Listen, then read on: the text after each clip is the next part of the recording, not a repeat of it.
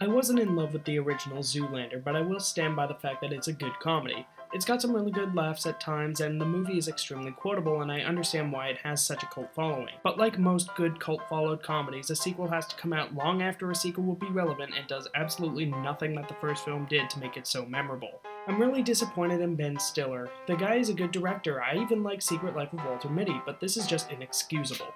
Say what you want about the original Zoolander, the movie qualifies as a satire on the fashion and modeling industries. It made points of criticism in a funny way, aimed at a particular target, and delivered the message through endearingly stupid characters and some decent writing. This film, on the other hand, uses a lot of the same jokes, but because they've already made their jabs at the fashion industry, and the story doesn't really lend itself to criticizing much else, what could have been a continued satire turns into just another dumb comedy sequel. They do try to make some jokes about the current state of the fashion industry, but it only acts as a very small portion of the rest of the film. It also does the thing that almost all comedy sequels do, where they just repackage the jokes from the first film and put it into a slightly different context. But it feels more jarring than it does an homage to the original film. The original jokes of this sequel usually don't get many laughs at all.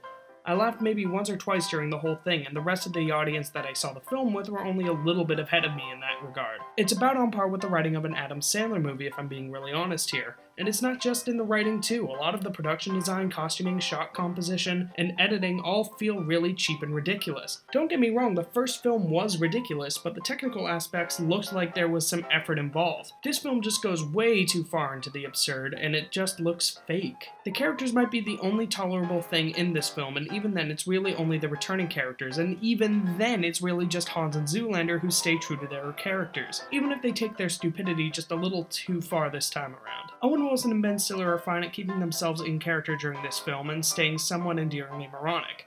Other returning characters just feel like they've been overblown to a wide margin, such as Mugatu, played by a Spy Kids villain-esque performance from Will Ferrell. The new characters, however, are just boring and don't add much to the movie. Penelope Cruz is a boring new romantic interest who isn't interesting in the slightest, and Kristen Wiig, who's not in the movie that much, just feels too far gone. When you get down to it, this movie just relies more on getting cameos than jokes, and unlike some movies that hide these cameos and don't make a big deal about them, this movie goes out of its way to do a Neil deGrasse Tyson, what are you doing in this movie? That's actually a really good question, Neil deGrasse Tyson. Why the hell were you in this thing?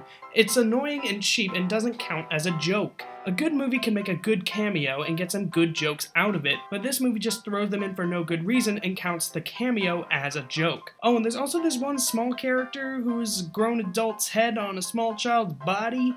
And I can't find any pictures of the character anywhere, but if you see the movie, which you really shouldn't, you'll know exactly how disgusting the effect looks. Zoolander 2 is a really disgusting movie when I really think about it. It's not disgusting in the sense that the movie has grotesque content, besides that kid I can't find any pictures of, but it's proof that Hollywood really can't let anything even remotely good just stay that way, or just doesn't do the source material justice.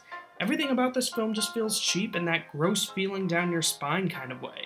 It feels like a cheap cash grab, and from a director who does relatively good work in comedy filmmaking, this felt like a big disappointment.